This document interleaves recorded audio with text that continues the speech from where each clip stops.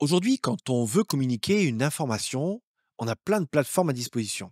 Bien sûr, il y a les supports traditionnels, le papier, la télé, la radio. On a aussi les réseaux sociaux, Instagram, Facebook, YouTube. Vous vous rendez compte qu'il y a 2000 ans, rien de tout cela n'existait. Et pourtant, la bonne nouvelle de la naissance du Christ s'est propagée dans le monde entier.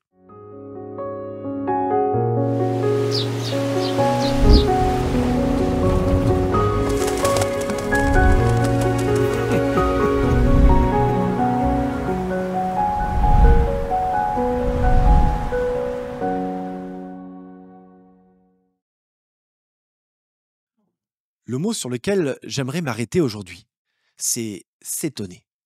On le retrouve dans le récit de la naissance du Christ, dans Luc chapitre 2. Ensuite, les anges quittent les bergers et retournent au ciel.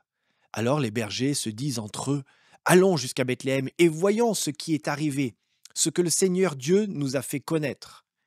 Ils partent vite et trouvent Marie, Joseph et le petit enfant, couchés dans la mangeoire. Quand ils le voient, ils racontent ce que l'ange leur a dit sur cet enfant. Tous ceux qui entendent les bergers sont étonnés de leurs paroles. Marie retient tout ce qui s'est passé. Elle réfléchit à cela dans son cœur. Ensuite, les bergers repartent. Ils rendent gloire à Dieu et chantent sa louange pour tout ce qu'ils ont vu et entendu. En effet, tout s'est passé comme l'ange l'avait annoncé. Les bergers, tranquilles dans les champs avec leurs brebis, sont soudain bousculés par l'apparition des anges et le message qui leur est transmis. Et là, ils ne peuvent plus rester là où ils sont. Ils ne peuvent plus faire comme s'il ne s'était rien passé. Mais est-ce la curiosité qui les pousse? Quand on pense à la vision imposée par Dieu, j'en doute. Ils doivent se dire entre eux, si Dieu nous parle à nous de simples bergers pour nous annoncer cette naissance, alors comment pourrions-nous rester indifférents? J'imagine leur chemin à Bethléem. Ils se regardent, ils se posent la question, pourquoi nous? Qu'est-ce que Dieu attend de nous?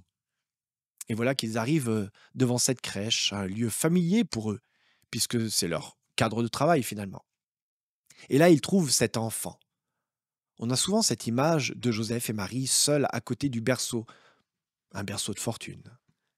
Mais soyez attentifs, le texte dit que tous ceux qui les entendirent s'étonnèrent de ce que disaient les bergers. Mais alors, qui sont ces tous ceux? À ce moment-là, les bergers témoignent à Joseph et à Marie de ce qu'ils ont vu et entendu dans leurs champs. Mais est-ce qu'il y avait,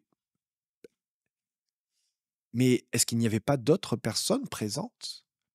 Alors les évangiles parlent des sages d'Orient et des bergers, mais on peut imaginer que d'autres personnes ont été informées par les réseaux sociaux divins. Revenons à ce mot s'étonner. On peut le traduire de différentes manières. Mais celle qui me parle, c'est admirer. Ces gens, en écoutant les bergers, sont dans l'admiration. Et là, les bergers deviennent les premiers évangélistes de l'ère chrétienne. Ils parlent de ce qu'ils ont vu, de ce qu'ils ont entendu. Ils transmettent le message des anges. Gloire à Dieu dans les cieux très hauts et sur la terre, paix parmi les humains en qui il prend plaisir. Leur témoignage résonne comme une bénédiction.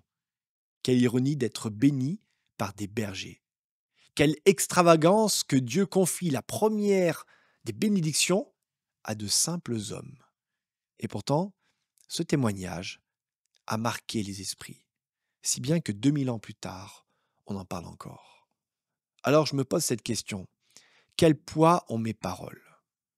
Qu'est-ce que je fais de mes mots? À l'ère des réseaux sociaux, on parle beaucoup, on écoute peu.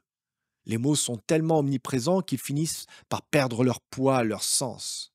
Même quand une parole est pertinente, on prend rarement le temps de l'écouter vraiment. On scrolle, on zappe. Et cette surcharge de mots nous empêche d'être étonnés. De la même façon, on peut lire un texte biblique rapidement sans s'arrêter, sans prendre le temps de s'en nourrir, de l'observer.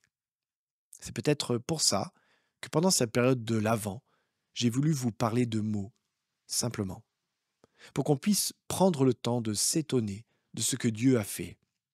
Je ne sais pas si vous êtes déjà en vacances, Mais je ne peux que vous encourager à faire une chose.